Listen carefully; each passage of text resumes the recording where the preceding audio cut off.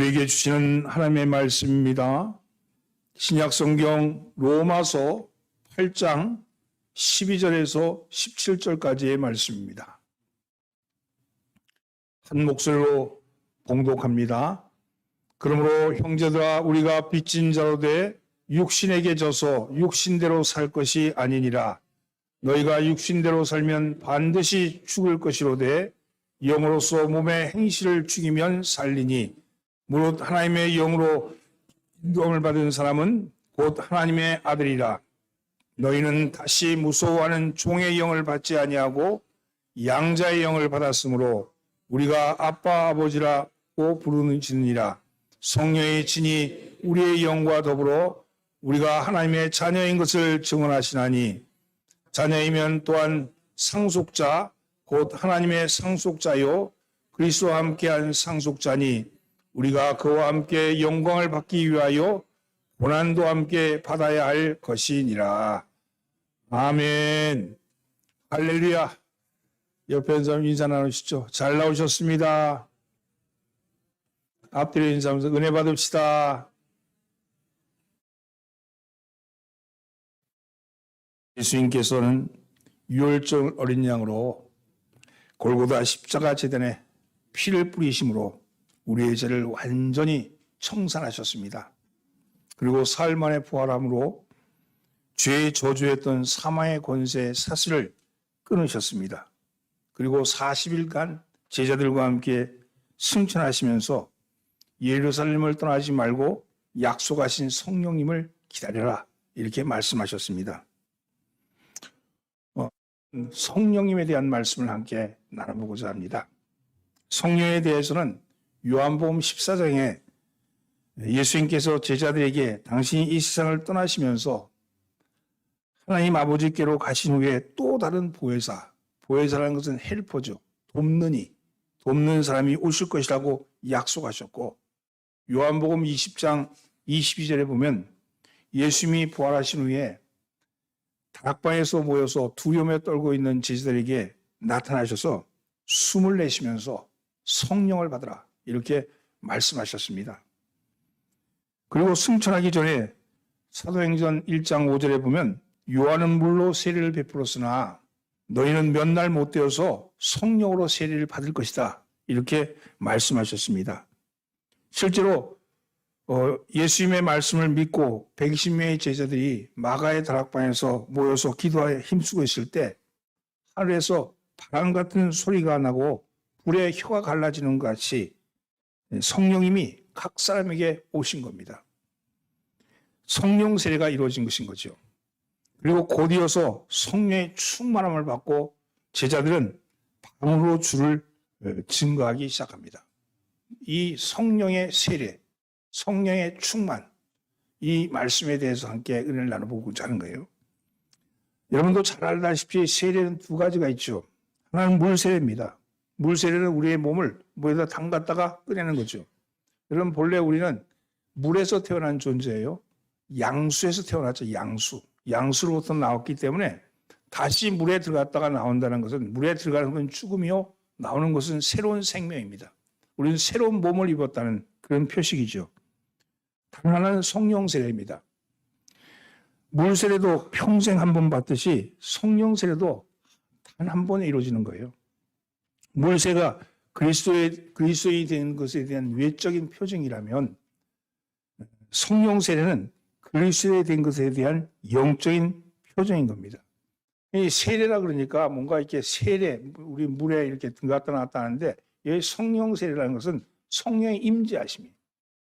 그러니까 내가 예수를 그리스도하고 고백하고 믿어지는 순간 그 믿어지는 것조차가 성령님이 믿어지게 하시는 거거든요. 성령의 임재하심이 우리에게 들어오는 거예요. 그거를 표현해서 세례라고 표현하니까 그런 거지, 구원을 받고 믿어지면 이미 성령이 임재하시는 거죠. 보이지 않는 하나님이 보이는 하나님의 이름으로 보이지 않는 성령이 하나님의 모습으로 우리 몸에 와서 거주하시는 겁니다. 임재라는 것은 내 속에 와서 계시다는 거죠. 성경은 구약 시대에도 특별히 하나님께서 정하신 자들에게 성령을 부으셨습니다. 부었다는 표현도 문학적인 표현이고 성령의 임재가 이루어진 거예요. 구약 시대 인물 중에 이스라엘 백성을 출애굽시켰던 모세를 통해서도 알 수 있습니다. 많은 이스라엘 백성들을 인도해야 될 지도자가 된 모세는 하나님께서 특별히 성령으로 임재하셨습니다. 그리고 그 많은 이스라엘 백성들을 인도하셨죠. 하지만 모세뿐만 아니라 300만에 가까운 이스라엘 백성들 한 사람도 남김없이 성령의 임재를 받아서 그들도 또한 성령의 사람이 되기를 원하셨던 것이 하나님의 뜻입니다. 그러나 그렇게 하지는 않으셨습니다. 왜냐하면요, 성막에 하나님이 거하시기 때문에. 성막에 거주하시는 하나님은 성막을 통해서 장차 오실 대제사장이신 예수 그리스도의 모형과 예수를 구주로 고백함으로 우리의 육신의 몸이 성전됨을 알려주기 위해서 표징으로 성막을 보여주신 거거든요. 그래서 그 가운데 임재하시면서 그 안에 삼위일체 하나님, 성부 하나님, 성자 하나님, 성령 하나님이 성막 안에 거하시는 것을 보여주신 것이죠. 그런데 하나님의 뜻은 모든 사람이 성령의 임재함을 받아서 그야말로 하나님의 자녀로서 하나님으로 자녀로 사는 것이 아버지의 크신 뜻이었습니다. 그리고 마침내 예수님께서 오신 후에 구약 시대에 모세가 받았던 그 영, 모세에게 임했던 그 영이 차별 없이 모든 사람에게 임하게 된 겁니다. 누구든지 예수를 나의 구주라고 고백하면, 아니 예수님이 나의 구주라고 믿어지게 되는 순간, 믿어지게 하신 이도 성령이지만 성령님의 임재함이 임하는 것입니다. 예수를 믿는 사람은 성령님을 우리의 몸에 모시고 사는, 그래서 하나님을 모셨기에 우리의 몸이 성전되는 사람들이죠. 그래서 이 사람은 세례를 통해서 새 몸을 입었는데 세례를 통해 입은 새 몸에 성령님이 오셔서 거하심으로 우리의 몸이 성전된 겁니다. 이것이 오늘 우리가 사는 그리스도의 가장 큰 특권이죠. 물세례를 받았는지 안 받았는지 겉으로 봐서는 알 수 없듯이 성령 세례를 받았는지 받지 못했는지 성령님이 임재하시는지 임재하지 않은지 겉으로 봐서는 알 수가 없습니다. 그러나 성령 세례를 받은 사람의 영혼에는 성령님이 이미 임하고 계신 거죠. 그리고 그 성령님이 내 영과 더불어 살아가게 되는 겁니다. 물세례를 받고 나면 취소가 없듯이 성령 세례 또한 받고 나면 취소라는 것이 없습니다. 다만 소멸되어서 떠나시는 거죠. 성령 세례를 받고 나서 그런데도 왜 생생하게 내가 성령 세례를 받은 그것을 느끼지 못할까 하는 것입니다. 그것은 성령의 불이 꺼져가기 때문입니다. 성령의 활동이 멈춰 있기 때문입니다. 성령의 활동을 내 자아가 자꾸 거부하는 거예요. 아니, 듣지 않는 겁니다. 성령이 말씀하시는 걸 들으려고 애를 쓰고 성령이 말씀하시는 것에 대해서 내가 느끼려고 애를 써야 되는데 그러지 않는 거예요. 그것이 내 자아가 더 강한 소리를 내기 때문에 그런 거죠. 성령 세례를 받은 사람, 성령의 임재함을 받은 사람은 끊임없이 성령님과 상의하셔야 합니다. 성령님이 내 영 안에서, 내 안에서 왕성하게 활동하실 때, 그분의 음성을 듣기를 사모하고 그분의 뜻을 따르기를 사모할 때 그때를 뭐라고 얘기하냐면 성령 충만이라고 그렇게. 성령 충만. 여러분, 성령 충만이라고 하는데 성령 충만하기 위해서는 성령님을 존재를 인정하셔야 돼요. 우리가 새로운 피조물이다. 내 안에 성령님이 와 계시고 성령님이 나를 인도하신다. 성령님이 나를 이끄신다 하는 사실을 인정하셔야 합니다. 그리고 그분을 향해서 끊임없이 기도하셔야 합니다. 그분과 대화하셔야 됩니다. 처음에는요, 내가 입을 열어서 기도를 하지만 시간이 지나면 지날수록 성령님이 말씀하시고 성령님이 기도하게 하십니다. 그래서 성령님과 온전한 대화를 나누는 거죠. 쉬지 말고 기도해야 될 이유가 여기에 있는 겁니다. 그래서 그리스도인들을 다른 말로 해서 성령의 사람이다 이렇게 말하고 있는 겁니다. 성령의 사람은 성령으로 행하셔야 합니다. 어떻게 성령의 사람으로 살아갈 수 있을까? 성령의 사람으로 살아가는 것은 어떤 것일까 하는 것이죠. 첫째는요, 성령의 사람이 되기 위해서는 육신을 죽이셔야 합니다. 그래서 육신을 죽여야 합니다. 12절과 13절 말씀을 함께 봉독합니다. 그러므로 형제들아, 우리가 빚진 자로 돼 육신에게 져서 육신대로 살 것이 아니니라. 너희가 육신대로 살면 반드시 죽을 것이로되 영으로서 몸의 행실을 죽이면 살리니. 우리는 그리스도 예수 안에 있는 자로서 결코 정죄함이 없다 그랬어요. 정죄함이 없다 그랬어요. 성령께서 우리를 죄와 사망에서 해방시켰다 그랬어요. 그리고 우리의 생각을 영의 생각으로 바꾸셨다 그랬습니다. 그렇기 때문에 우리는 육신에게 져서 육신대로 살면 안 된다는 거예요. 만약 성령을 모시고 산다고 하면서 말로는 그렇게 말하는데 여전히 육신대로 살면 반드시 죽는다 그랬어요. 여기 죽는다는 것은요, 우리의 생명의 죽음이 아니라 영의 죽음이에요. 영. 영의 죽음이 이루어진다는 거예요. 갈라디아서 5장 17절 말씀에 함께 제가 공독합니다. 육체의 소욕은 성령을 거스리고 성령은 육체를 거스리나니 이 둘이 서로 대적함으로 너희가 원하는 것을 하지 못하게 하려 함이니라. 여러분, 우리가 뭘 하려는데 안 되고 있다. 그러면 이건 지금 뭐냐면 육체의 소욕이 성령을 거스리고 있는 거거든요. 여러분, 마치 이것은 한 우물에서 도물과 찬물이 함께 나올 수 없고, 그리고 한 나라에 두 임금이 없듯이 육체의 소욕과 성령님은 함께 할 수가 없는 겁니다. 성령의 삶으로 살기 위해서는 육체의 소욕을 죽이셔야 합니다. 그러면 육체의 소욕에 대해서는 무엇인가? 육체의 소욕이 뭔가? 이것은 성경이 분명히 증언하고 있습니다. 갈라디아서 5장 19절 이하의 말씀에 보면 이렇게 나와 있죠. 여러분, 육체의 소욕은 육체의 일은 분명하니 곧 음행과 더러움과 호색과 그리고 우상숭배와 주술과 원수 맺는 것과 분쟁과 시기와 분냉과 당지는 것과 분열함과 이단과 또 투기와 술 취함과 방탕함과 또한 그와 같은 것들이라. 전에 너희에게 경계한 것 같이 경계하노니 이런 일을 하는 자들은 하나님 나라를 유업으로 받지 못할 것이요. 여기 육체의 소욕에 대해서 쭉 나열하고 있는데 15가지를 나열하고 있습니다. 이 15가지를 나열할 때 이런 것을 하는 자들은 하나님의 나라를 유업으로 받지 못할 것이다.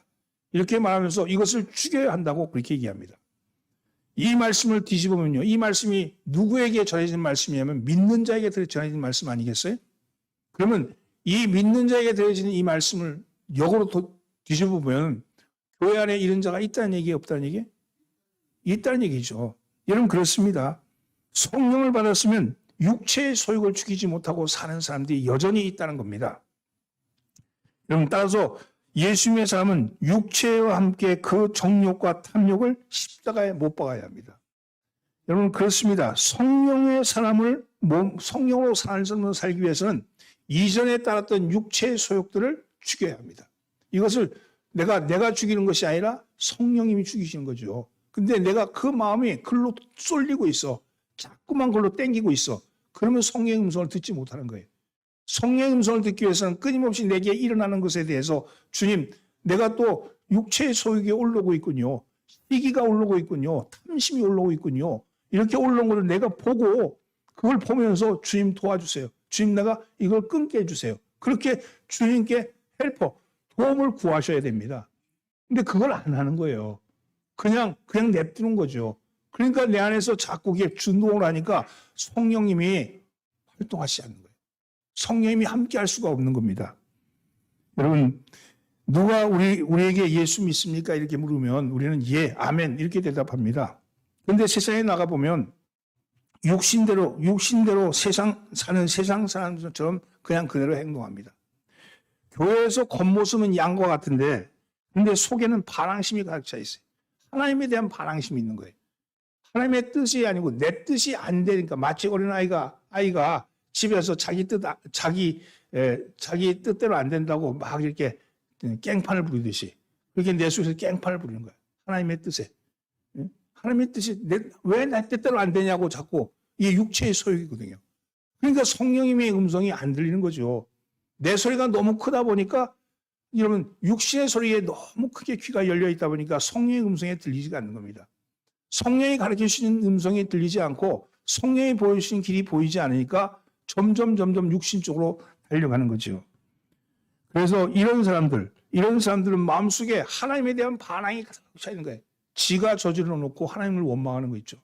한 번도 물어보지 않고 내 뜻대로 내 마음대로 다 저질러 놓고는 그래놓고는 왜 하나님 나한테 이런 일이 생겨요? 왜 하나님 이런 일이 나한테 일어나요? 이러면서 달려드는 경우가 많이 있습니다.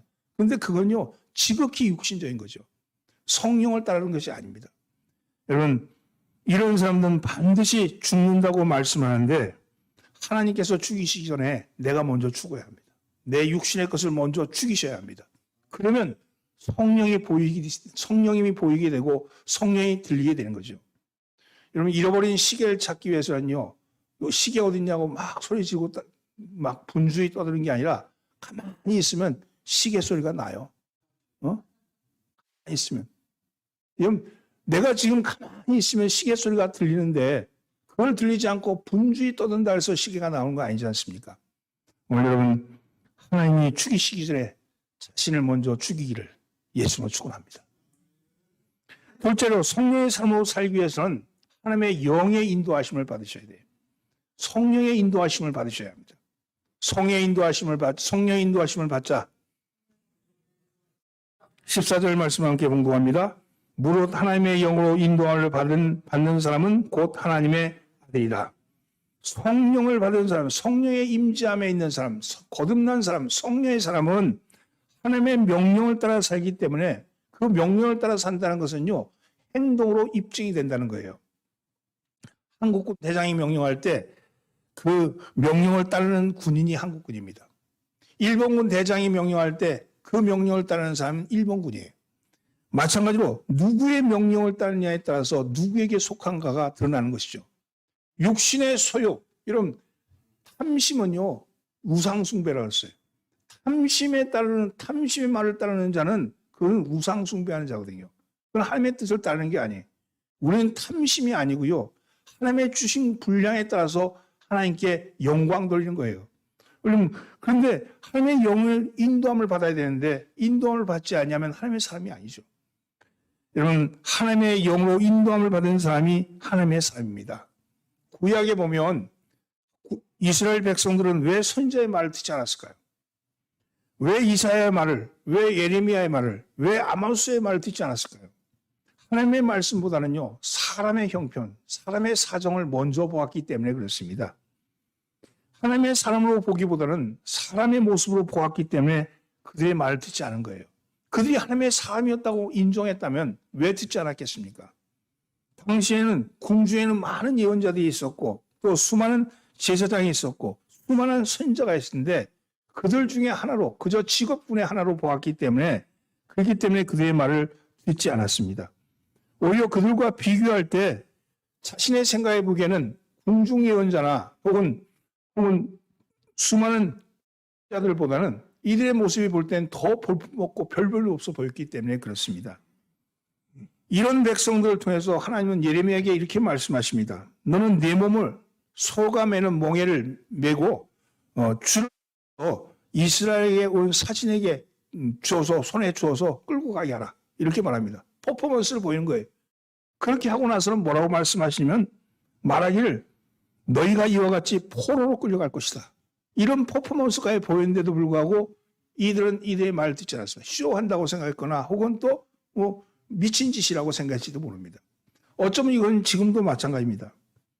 만약에 이 백성들이 이 모습을 보고 이 말을 듣고 회개했다면 모습이 완전히 달라졌겠죠. 하나님께서 이렇게 말씀하신 건요, 운명론을 얘기하는 게 아니에요. 이렇게 될 것이다. 이렇게 될 것이다. 그러니까 네가 노력하고 애써봤자 소용없다. 운명론을 얘기하는 것이 아니라 이렇게 될 것이다. 그러니 너희는 회개하라. 니느웨 백성처럼 이 백성들이 채를 덮어쓰고 회개했더라면, 금식을 하고 가슴을 옷을 찢었다면 이들의 모습은 달라졌겠죠. 그러나 그렇게 하지 않았습니다.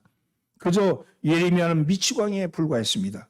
잘 나가는 궁중 예언자들, 똑똑한 박사들의 말에 현혹되어서 하나님의 말씀을 듣지 않았습니다.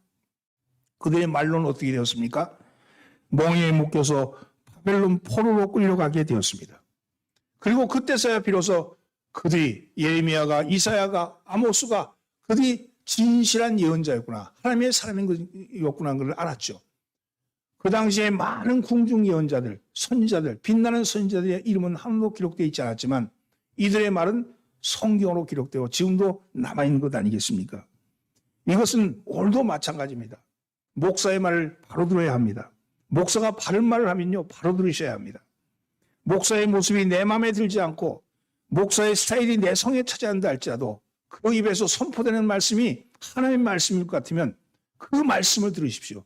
여러분, 그 말씀을 들으시고 여러분 그 말씀에 순종하십시오. 그럴 때 성령의 사람이 되는 겁니다.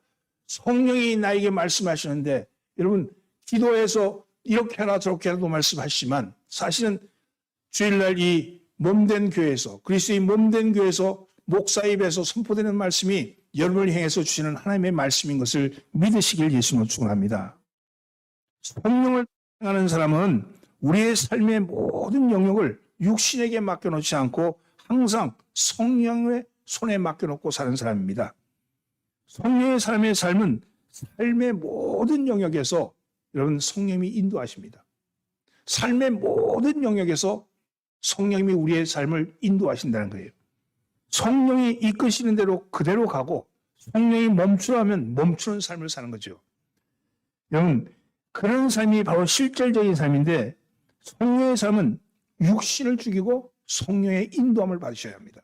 오늘 여러분들 속에 일어나는 여러 가지 일들, 문제들 혹은 상황에 이런 가지 일어나는 형편들 이런 것들이 일어날 때 이게 그저 일어나는 것이 아니라 여러분 그 가운데 성령님의 인도하심이 있다는 거예요. 그럴 때 내 소리를 멈추고 성령의 음성을 듣기를 사모하시기를 예수님으로 축원합니다. 그러면 성령 세례를 받은 사람, 성령의 임재를 받은 사람은 어떤 사람일까 하는 겁니다. 이것은 사도행전 2장 2절과 4절에서 성령이 오시는 모습 가운데 우리는 성령의 임재함을 받은 사람의 모습을 발견할 수 있습니다. 사도행전 2장 2절과 4절 말씀을 함께 봉독하십시다.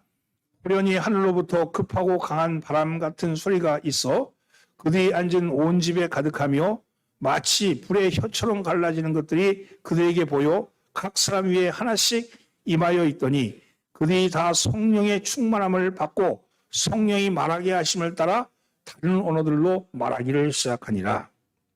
여기 보면 먼저 성령의 사람이 되는 건요. 먼저 생기가 돌아옵니다. 생기가 돌아옵니다. 5순절 급하고 하늘로부터 호련히 하늘로부터 급하고 강한 바람 같은 소리가 있어. 바람같이 임한 바람같이. 바람은 하나님의 영을 상징해요.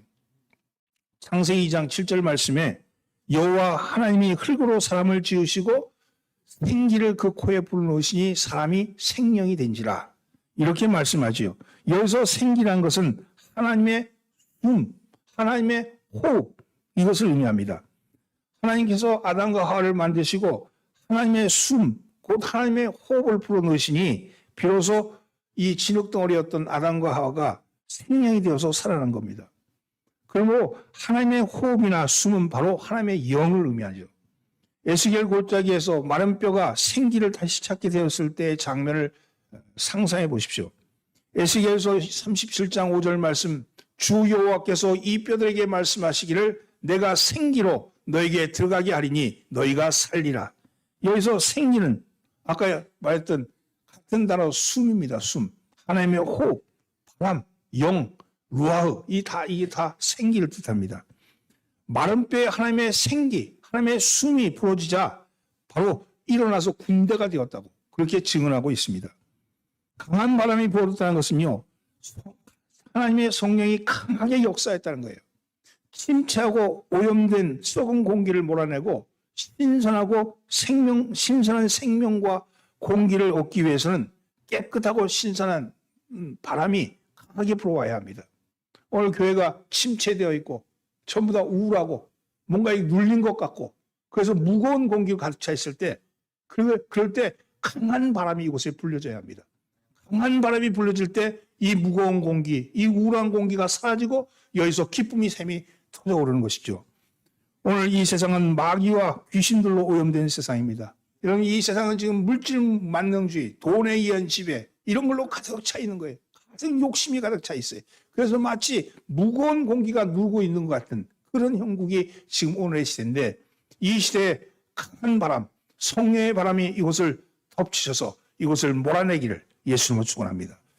성령의 맑은 공기가 불어와서 깨끗하고 정결하고 거룩한 모습으로 만들어지기를 이 교회 위에 일어나기를 예수님으로 축원합니다. 성령은 생기입니다. 성령이 오시면 성령의 임자에 있는 사람은 생기 있는 사람으로 바뀌는 겁니다. 우리는 겉으로 보기에는 눈부신 문명 발전을 했습니다. 과학 문명을 이뤘습니다. 그래서 정말 이루어진 게 하루아침에 뭔가 세상이 다 바뀌는 것 같아요. 사람만 있으면 이런 병은 다 고칠 수 있다고 말하는 사람들이 있어요. 유전자 조작을 통해서 혹은 또 장기 이식을 통해서 혹은 또 여러 가지의 인공 관절이나 인공 그런 걸 통해서 생명만 붙어 있으면 이런 영원히 살 수 있다고 사람들은 얘기합니다. 마치 그래서 사람은 다 살 것 같아 보이지만 실상 사람들의 영혼은 공허합니다. 시기와 분노와 질투와 교만, 그리고 탐욕과 공포와 불안과 좌절, 그리고 미움과 음란이 우리들 속에 가득 차 있는 거예요. 그런 것들이 우리들을 향해서 지배하고 있죠. 그래서 과학 문명은 눈부시게 발전하지만 우리의 영은 공허합니다. 사람들의 영은 공허하기 때문에 점쟁이를 찾아가고 타로점을 하고 뭐 명상을 하고 뭐 별짓을 다 하는데 여전히 그것을 채울 수 없으니까 우울증에 걸리고 점점 그래서 공황장애가 일어나고 그래서 점점 사람들이 정신적인 문제가 많아지기 시작합니다. 여러분 우리 어렸을 때는 그런 거 몰랐어요. 근데 공황장애가 엄청나게 많아진 거예요. 왜 그렇습니까? 바로 그것이요. 영이 지금 황폐해졌기 때문에 물질 문명은 발달하지만 영이 황폐해졌기 때문에 그래서 사람들은 점점 영이 죽어가고 있는 겁니다. 이런 마음을 어떻게 고치고 어떻게 밝힐 수 있겠습니까? 그것은 오직 성령의 바람이 우리에게 불려져야 합니다. 성령의 바람이 오시면 생기가 일어납니다. 우리의 운명과 문명을 바꿀 수 있는 것은 변화시킬 수 있는 힘은 바로 예수 그리스도의 보혈로 씻고 성령의 바람이 우리 속에 불어올 때 가능합니다. 성령의 임재만이 우리에게 기쁨을 나눌 수 있습니다. 오늘 우리도 마찬가지죠. 우리 안에 여러분 교회가 여러분 열만해서 서로가 서로의 마음이 하나 되지 못하고 서로가 서로를 향해서 비교하고 서로를 향해서 비판하고 판단하고 이런 것들이 우리 속에 있을 때 여러분 우리 이것을 이길 수 있는 힘은요. 우리의 의지가 아니고 우리의 상식도 아니고요. 우리가 마음의 수양도 아니고요. 교육도 아니고요. 성령의 바람이 불을 때 이 모든 것이 일시에 몰아가고 여러분 우리 가운데 서로 기쁨을 나누게 되고 기쁨을 찬양하게 되는 역사가 일어날 줄 믿습니다. 오늘 성령의 생기가 여러분들 속에 나기를 예수로 축원합니다. 두 번째는요. 열정이 생깁니다. 그래서 열정이 생깁니다. 성령은 오순절 날에 성령이 불의 혀같이 임했다고 말합니다. 불은 열정을 상징하죠. 성령이 마시며 식었던 마음에 열정이 생깁니다. 의욕이 넘칩니다. 할 수 없다고 말하던 것들, 내가 안 된다고 얘기했던 것들이 할 수 있다, 할 수 있을 것이다. 이 변화의 가능성이 생기는 거죠. 차가운 방에 마치 불을 뗀 것 같이 그래서 그 찬 바닥이 뜨끈뜨끈하게 달아오는 것 같이 그렇게 변화가 됩니다. 감리교의 창설자 요한 웨슬리 같은 경우도 보면요. 미국 선교사를 갔다가 실패하고 돌아옵니다. 실패하고 돌아오는데 그가 실패했던 그 이유는 여러분 그는 성령이 없었을까요? 성령이 계시죠. 임재하고 계시죠.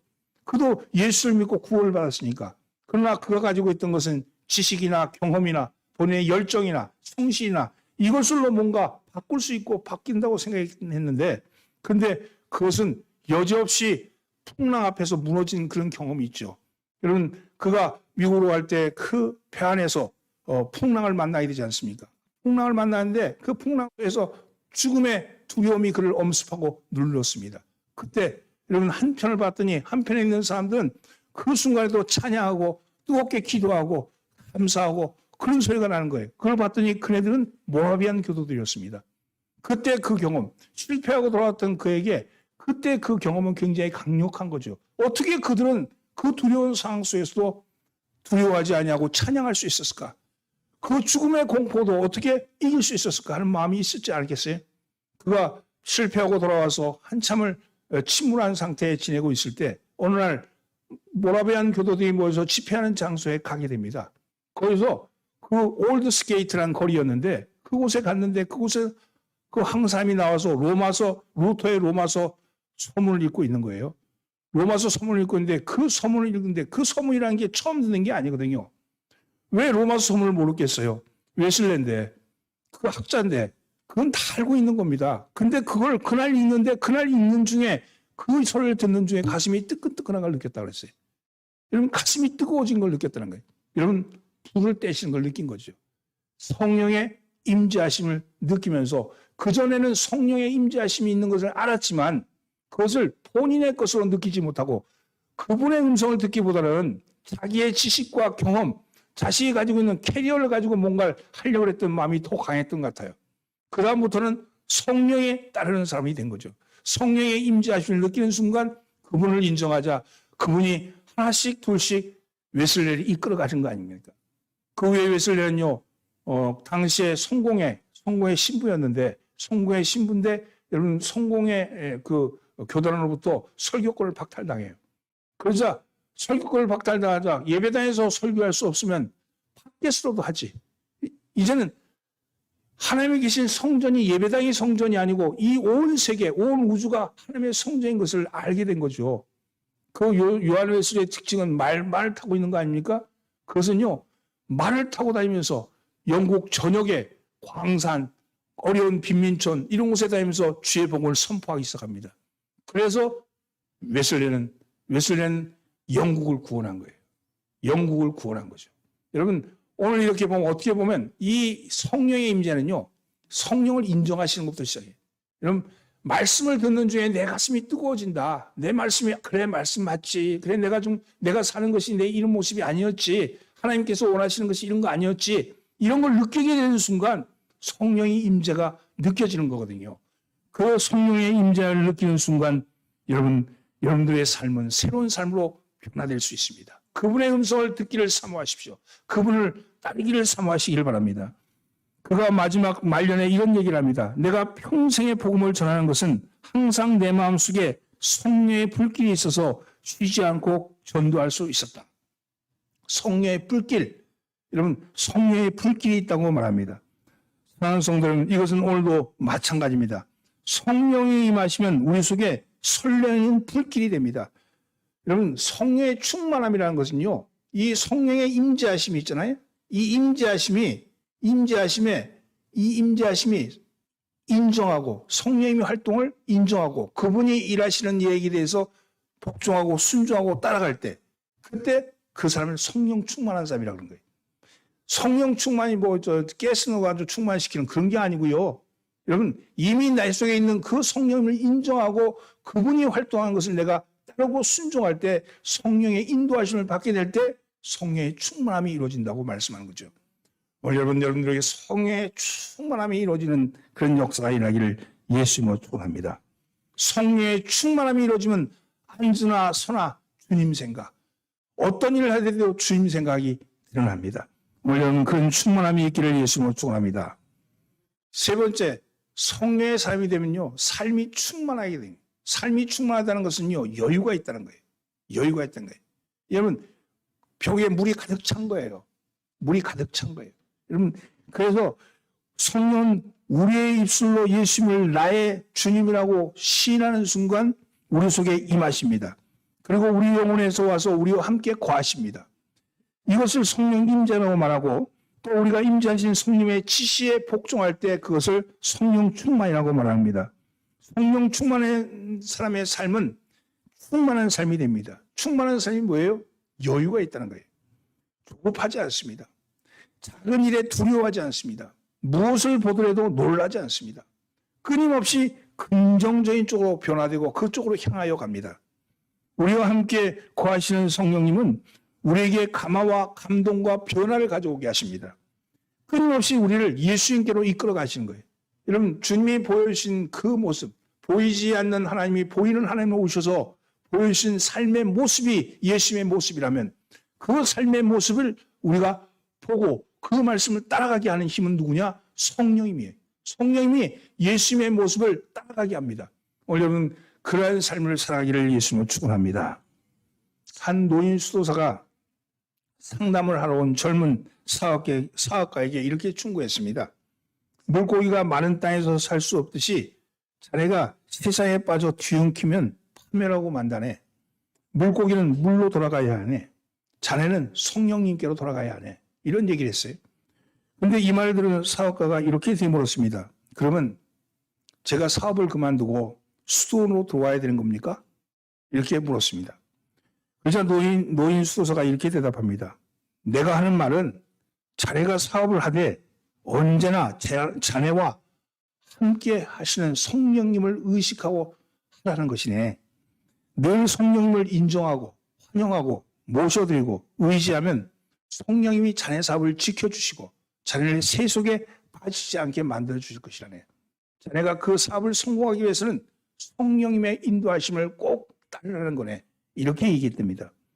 그렇습니다. 여러분, 성령님을 인정하시고 따르십시오. 여러분들이 하나님 앞에 원망하지요. 어떻게 원망합니까? 왜 이런 일이 나에게 일어납니까? 왜 이런 일이 나에게 벌어집니까? 왜 내가 1억밖에 안 됩니까? 이렇게 얘기하죠. 그런데 한 번도 성령님께 상의하지 않고 일은 저질러 놓고 그래놓고 와서 성령 하나님을 원망하는 겁니다. 하나님이 하라 그러신 게 아니라 자기가 자기 욕망에 따라서 일은 저질러 놓고 왜 안 지켜주시는 겁니까? 왜 안 지켜주십니까? 이러면서 달려드는 것이 우리들의 모습 아닙니까? 요한복음 14장 26절에 보면 예수님은 보혜사 곧 하나님께서 아버지께서 내 이름으로 보내실 성령 그가 너에게 모든 것을 가르치고 내가 너에게 말한 모든 것을 생각나게 하리라. 이렇게 말씀해요. 여기 보면 모든 것을 가르치고 모든 것을 생각나게 하리라. 여러분, 모든 겁니다. 모든 거. 여러분의 인생의 모든 것에 대해서 하나님이 여러분 가르쳐 주신다 그랬어요. 그리고 생각나게 하신다. 뭘 생각나게 하시냐면요. 예수 그리스도께서 하셨던 모습, 그가 보였던 삶의 모습이 생각나게 하신다는 거예요. 예수님이라면 어떻게 하셨게? 이 순간에 예수님이라면 어떻게 하셨을까? 여러분, 시기가 올라오고 질투가 올라오고 마음속에서 욕망이 막 용소성치고 올라올 때 그전에는요. 그것을 제어할 수 없어서 거기 따라갔다면 여러분 그건 내가 할 수 있는 게 아니에요. 내 의지로 욕망을 끊을 수도 없고 내 의지로 시기를 막을 수도 없고 내가 질투가 올라오는데 그것을 내가 감정적으로 제어할 수가 없죠. 그런데 그건 보이잖아요. 내가 지금 시기하고 있구나. 내가 질투하고 있구나. 내가 욕망이 올라오고 있구나. 이게 보여지게 될 때 우리는 뭘 합니까? 주님 도와주소서. 주님, 성령님 도와주소서. 성령님 나와 함께 해주소서. 성령님께 의지하셔야 되잖아요. 여러분, 여러분의 의지로 뭔가를 하려고 들지 말고 그분을 의탁하십시오. 그분께 의지하십시오. 그분과 상의하십시오. 그분께 맡기십시오. 여러분, 그리하면 모든 문제가 해결될 줄 믿습니다. 성령은 우리에게 끊임없이 영향력을 발휘합니다. 성령님은 결코 여러분 성공은요 조급한 사람은 성공할 수 없어요. 한달복달하는 사람은요 결코 하나님의 손을 볼 수가 없습니다. 하나님이 일하시는 걸 보기 위해서는요 내가 내 욕망, 내 욕심, 내 생각 이걸 내려놓으셔야 돼. 내려놓는 순간 여러분 하나님이 일하시는 것이 보이게 될 줄 믿습니다. 성령님은 우리와 하여금 오래 참고 기다릴 수 있는 인내를 주시고요. 그 인내를 통해서 만들어 가시는 거예요. 만들어 가시는 거. 오늘 여러분 말씀을 들으면서 그래 맞지. 근데 나는 왜 안 돼? 여러분 그거 왜 안 될까요? 내가 하려니까 안 되는 거예요. 오늘 성령님께 내려놓으십시오. 여러분 가지고 있는 모든 건 내려놓고 좀 불편스럽더라도 좀 마음에 들지 않더라도 여러분 성령님께서 해결하시겠지. 좀 지나면 성령님께서 손을 만드시겠지. 협력하여 선을 이룬다고 했잖아요. 하나님은요 선악이 없는 분이에요. 우리는 선악이 분명해서 선악이라는 게 우리의 판단이잖아요. 판단을 해가지고 이건 선악하다 이건 악하다 판단하는 거지만 하나님은 그게 없는 분이에요. 존재 그 자체로 보시는 분이거든요. 그래서 하나님께서는요 악한 자를 들어서 선한 자를 깨우치기도 하시고 여러분 선한 자를 들어서 악한 자를 돕기도 하십니다. 그래서 성령님이 온전히 일하시는 것을 보게 되면 시간이 지나고 나니까 여러분 다 신앙사람 아시잖아요. 내 기도가 다 이루어졌구나. 내가 여기까지 있는 것은 하나님의 은혜롭구나. 내가 이때까지 오는 동안에 하나님이 도우셨구나 하는 걸 느끼잖아요. 근데 지금 당장은 못 느끼니까 자꾸 조급해하는 거죠. 그러니까 하나님의 일이 안 보이고 자꾸 삐뚤삐뚤 넘어지는 것 아니겠습니까? 사랑하는 성도는 성령님을 온전히 의탁하시기를 예수님으로 축원합니다. 빌리 그레이엄 목사는 말하기를 성공한 사람은 세 마디 말을 안 한다고 합니다. 세 가지 말을 하는. 첫째는 없다는 말을 하는. 아유 할 수 없어. 근데 할 수 없어. 없다는 말을 안 해. 두 번째는 모르겠다는 말도 하지 않습니다. 모르겠다. 아유 난 죽을지도 모르겠다. 뭐 이런 거 있잖아요. 세 번째는 끝났다는 말을 해. 끝났어. 이런 말을 하지 않답니다. 대신에 그들은 언제나 있다. 가능성이 있다. 할 수 있다.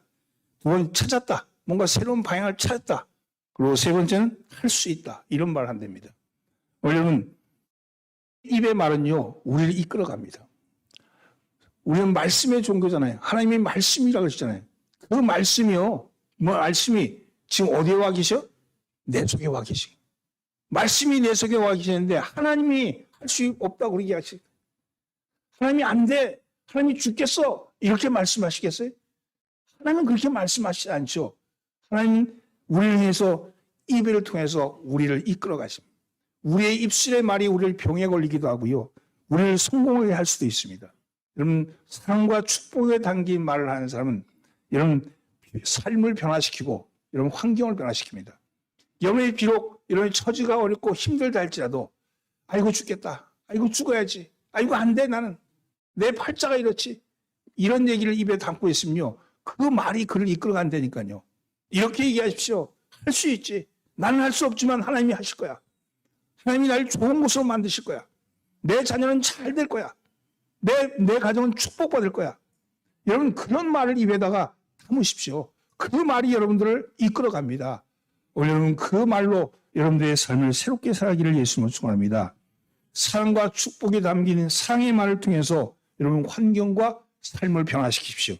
성령님은 우리와 하여금 어떠한 형편에 처해진지 간에 불평과 저주의 말보다는 천국의 언어인 축복과 사랑의 말을 하게 하므로 그 혀를 통해서 말씀이 하나면 말을 통해서 기적을 만드십니다. 오늘 여러분의 말이 기적의 말을 만들기를 예수님으로 축원합니다. 여러분은 예수님을 나의 구주라고 고백하고 주님을 인정하고 그리고 그 인정하는 모습을 보이기 위해서 예배드리러 나온 사람들입니다. 따라서 어떤 방식이든지 간에 여러분 안에는 성령님이 내주하고 계십니다.